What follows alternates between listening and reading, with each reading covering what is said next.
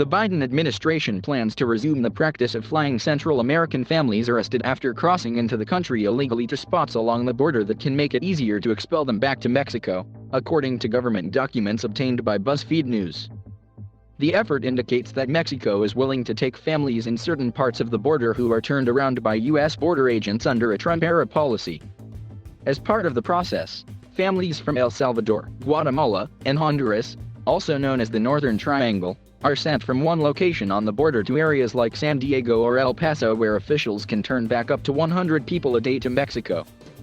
The resumption of the flights for families from the Northern Triangle comes months after immigrant advocates said the process added to the trauma of the expulsions into Mexico, as families believed they were being allowed to stay in the U.S. only to be turned around to a part of Mexico they hadn't crossed from.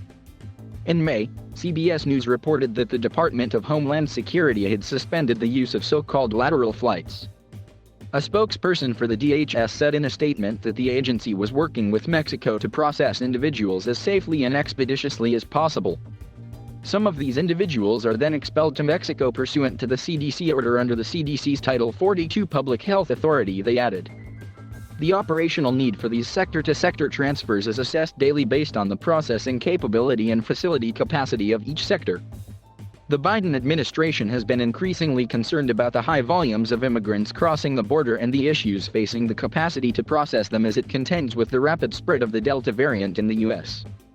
A senior DHS official, David Shaholian, told a federal court judge this week that the Department of Homeland Security was likely to have encountered about 210,000 individuals in July, the highest monthly number since 2000.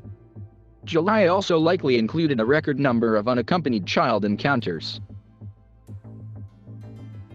And the second highest number of family unit encounters, Shaholian added. The increase in numbers has been acutely felt in the Rio Grande Valley, where Shaholian said the capacity to hold people had been stretched. The filing came as part of the administration's reasoning to continue with the Trump-era policy, which has led to tens of thousands of immigrants being expelled at the southern border, including those who fled their home countries and are seeking protection.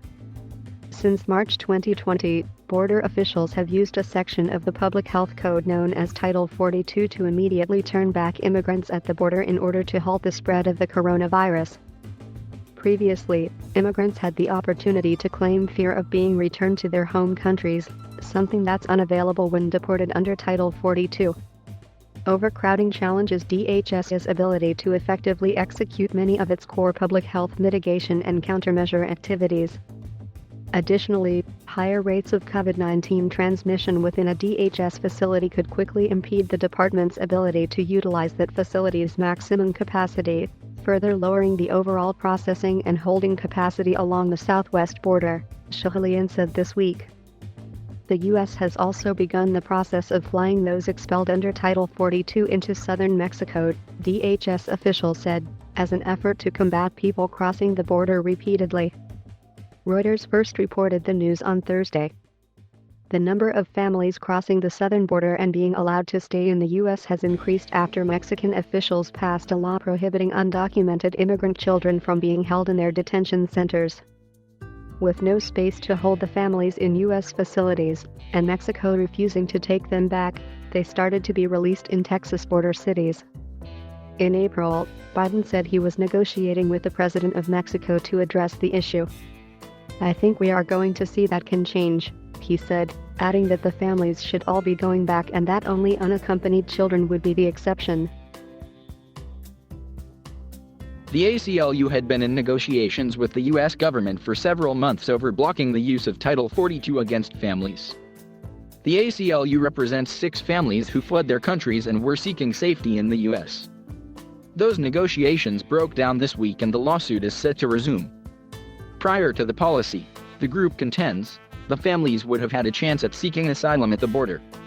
Instead, under the Title 42 policy, immigrants and families at the border must affirmatively state they are fearful of being tortured in their home country in order to get the chance at a screening for protections.